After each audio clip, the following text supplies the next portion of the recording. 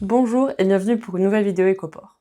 En juin, les fondamentaux ont continué de peser sur les marchés des matières premières.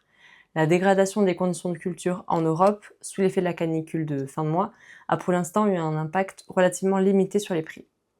Les prévisions pour les récoltes à venir sont en effet rassurantes et la concurrence à l'international devrait une nouvelle fois tirer les prix à la baisse sur la campagne 2026-2027.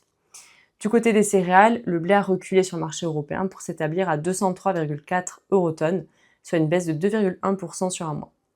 Les perspectives de l'USDA sont plutôt rassurantes, avec une production mondiale attendue au-dessus de la moyenne des 5 dernières années, à un peu plus de 820 millions de tonnes. Du côté de la mer Noire, Russie et Ukraine devraient retrouver des volumes proches de ceux de l'an dernier et être relativement compétitifs à l'export sur ce début de campagne. Dans l'Union européenne, la récolte de blé est attendue en repli par rapport à l'excellente campagne de 2025, mais reste malgré tout supérieure à la moyenne quinquennale avec un peu plus de 129 millions de tonnes attendues. Concernant le maïs, les cours sont nettement repliés sur le marché américain, à environ moins 8% en un mois, principalement grâce à de très bonnes conditions météorologiques au niveau du principal bassin de production, enfin de la Corn Belt aux États-Unis, et sous la pression des récoltes sud-américaines qui arrivent sur les marchés. Sur le territoire européen, le maïs résiste davantage, avec une baisse limitée à 2% sur Euronext et un maïs qui s'établit à 217,6 eurotonnes en juin. La production européenne devrait légèrement progresser par rapport à celle de 2025, mais elle reste malgré tout inférieure à la moyenne quinquennale, notamment en lien avec le repli des surfaces observées à l'échelle de l'Union européenne.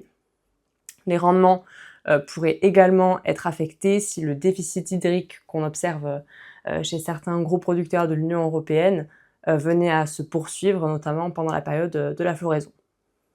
Après avoir résisté pendant plusieurs semaines à la baisse des marchés, les cours du soja ont fini par eux aussi se replier en juin. Sur le marché américain, le tourteau de soja a reculé de presque 6% en un mois, sous l'effet des récoltes records attendues au Brésil, aux États-Unis et aussi à l'échelle mondiale, avec une récolte mondiale attendue à un nouveau record à plus de 440 millions de tonnes. Sur le marché européen, le colza, lui, assez peu évolué. Il s'est échangé à 518 eurotonnes en juin contre 522 en mai. Les cours du colza restent soutenus par le marché canadien où la vigueur de la demande domestique, les conditions de culture et l'amélioration des conditions tarifaires pour exporter du canola vers la Chine entretiennent une certaine fermeté. Pour les prochaines semaines, la météo sera évidemment déterminante. Jusqu'ici, comme je disais, la dégradation des cultures en Europe a eu assez peu d'impact sur les prix. Mais si le déficit hydrique venait à se prolonger, ça pourrait finir par davantage affecter les rendements et donc soutenir les cours, en particulier pour le maïs. Merci, à très vite pour une nouvelle vidéo Écoport.